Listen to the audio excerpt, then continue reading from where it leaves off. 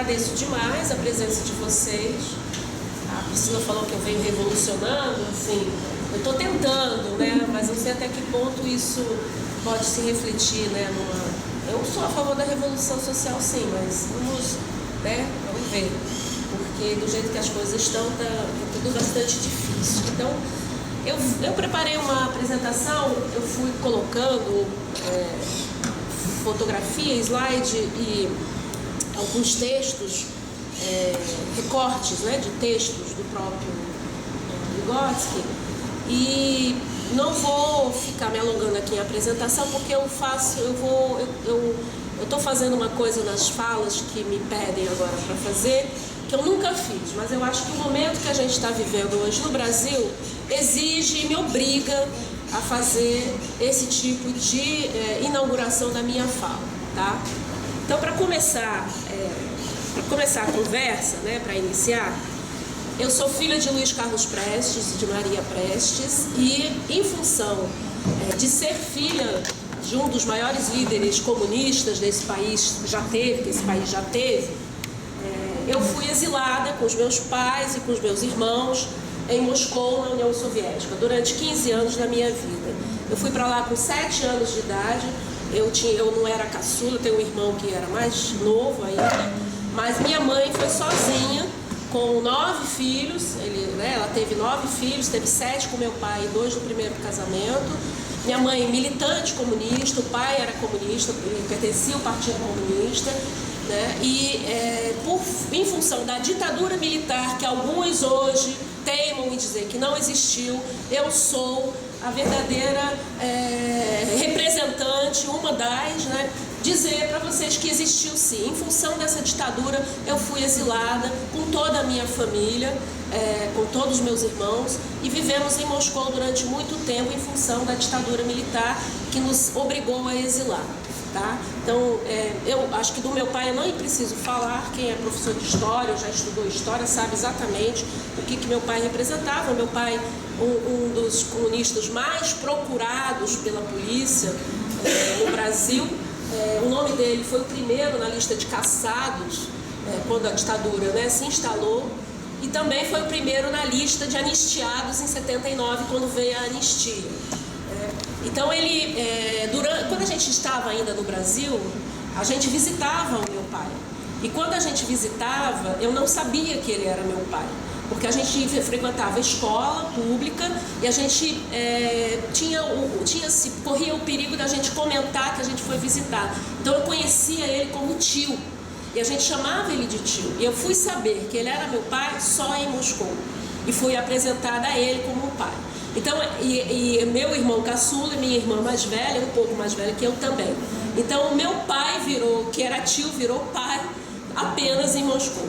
Eu gosto de falar isso porque as pessoas acham que hoje, né, tem algumas pessoas que teimam em negar a história desse país. E essa é uma das histórias. Não estou falando que é a única, mas essa é uma das histórias. Não posso dizer que o exílio, eu era pequena, foi eu sofri do jeito que sofreram meus irmãos ou os meus pais, principalmente, porque eu tive a chance de estudar, aprender um outro idioma.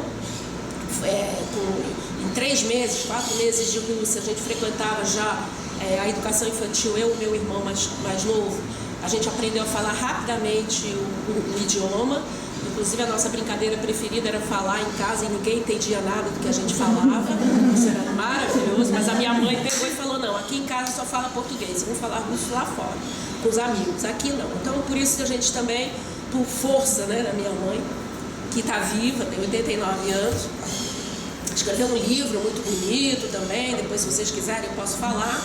Então, ela teve essa força, viajou sozinha, meu pai se juntou a gente depois. Então, a gente frequentando. Então, eu tive o privilégio de ter tudo que eu provavelmente, morando aqui no Brasil naquela época, não teria.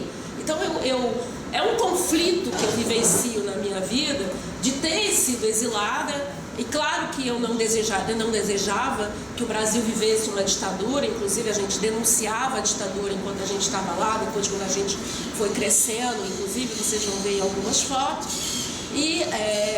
mais um privilégio de estudar, de me formar lá como pedagoga e psicóloga, e também falar uma língua e ler o Vygotsky no original. Então eu acho que eu hoje me considero, sim, uma pessoa privilegiada por isso, mas não em função de um período sombrio.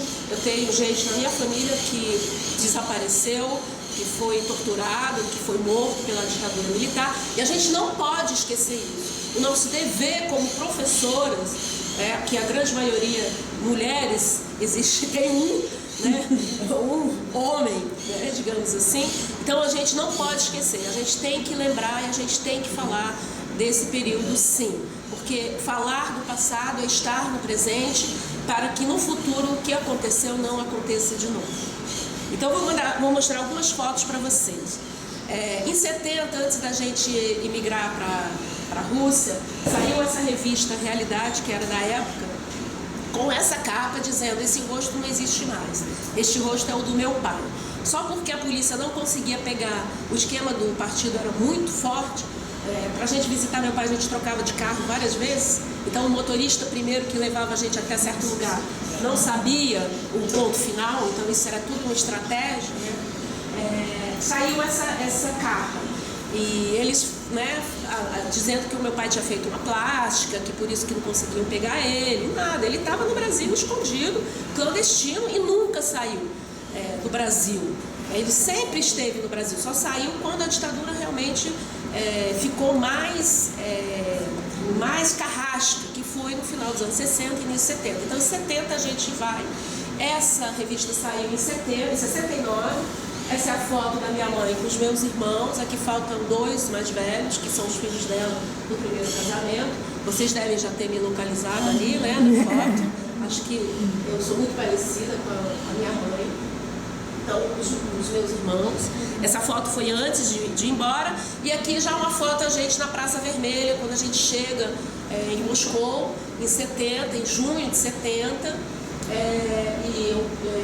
O meu pai está com o Gregório Bezerra, que foi um grande companheiro do partido dele, ali atrás, tentando se esconder da foto, mas ele acaba entrando na foto, então ele aí atrás. Então, algumas fotos só para vocês acompanhar. Isso é dentro do Kremlin, lá em Moscou. Essa foi a nossa chegada.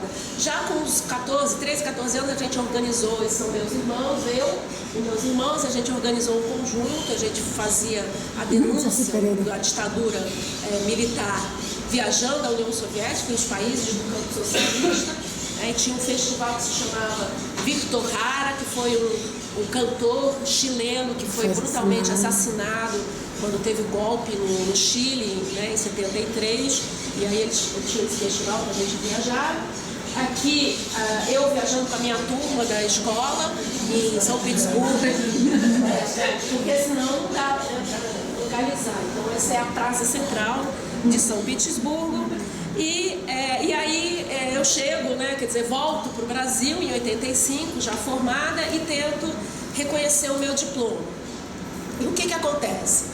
Para reconhecer o meu diploma, que eu já chego aqui com mestrado em educação, me exigem tantas disciplinas orientam a equivaler a diploma de educação de professora primária, que não que para mim fica inviável, como se fosse fazer uma outra faculdade. E aí eu me rebelei, falei que eu não ia fazer. Eu acho que também tenho acho que da próxima vez até vou botar a foto aqui. No meu diploma tem uma foice e um martelo assim bem grande no meio, eu acho que isso também assustou a gente. No meu diploma, e aí eu fico sem o diploma, reconhecido durante muito tempo. Eu vou reconhecer ele, eu cheguei em 85, eu vou reconhecer ele só em 97, e mesmo assim ainda exigindo uma disciplina, que é a Organização da Educação no Brasil, que na verdade se chamava Estrutura e Funcionamento do Ensino de primeiro e segundo grau, que agora que é a Organização da Educação no Brasil, que é curiosamente a disciplina que eu leciono na UF também, para as licenciaturas. Então eu fiz a disciplina, falei, não, tudo bem, uma eu faço, fiz, tive meu diploma reconhecido, e logo em seguida fiz vários concursos, aí passei para a rede pública do Rio, fiquei 6 meses, apenas porque depois passei para a FAETEC, encontrei aqui uma colega que esteve comigo nesse concurso, né? Tem outra colega também, que hoje é professora da UFRJ, da Faculdade de Educação, que é a Núbia, a professora Núbia. E aí eu entro para a FAETEC, assim, me decepcionei brutalmente com o Instituto de Educação, com a educação infantil, né, que funciona no Instituto de Educação, eu falo isso com muita tranquilidade.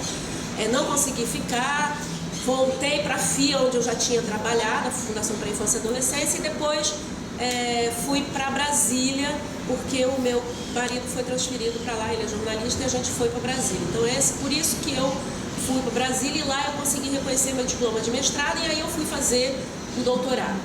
Em Brasília eu trabalhei no Ministério do Desenvolvimento Social e no MEC também, muito com a função da transição das creches de assistência para a educação. Então, foi um trabalho muito tenso e bastante complexo, mas bastante gratificante também. Sempre digo que todos os trabalhos que eu fiz no campo da assistência social foram todos muito gratificantes.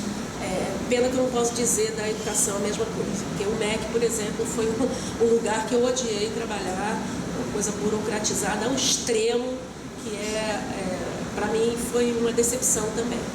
Bom, e aí, todo nesse percurso, eu entro no doutorado em 2007 e proponho uma ideia que já estava na minha cabeça desde que eu retornei ao Brasil, porque minhas colegas, eu trabalhei como estagiária no CIEP de Ipanema, eu tive a honra de conhecer pessoalmente, inclusive, o professor Darcy Ribeiro, e fiquei como estagiária lá durante 2 anos, e as minhas colegas lá perguntavam, poxa, você que veio de lá, você deve conhecer o Vygotsky. O que é o Vygotsky? Você tem textos do Vygotsky? E aí eu ficava assim, falei, mas tudo bem, o Vygotsky faz parte de uma escola, eu conheço o Vygotsky assim que eu conheço Núria, Leôntios, Aparógenes, Davida, Felcone, Lévina, várias outras. Não se dava essa importância à obra do Vygotsky. E eu fiquei muito assim, mas isso ficou adormecido para sobreviver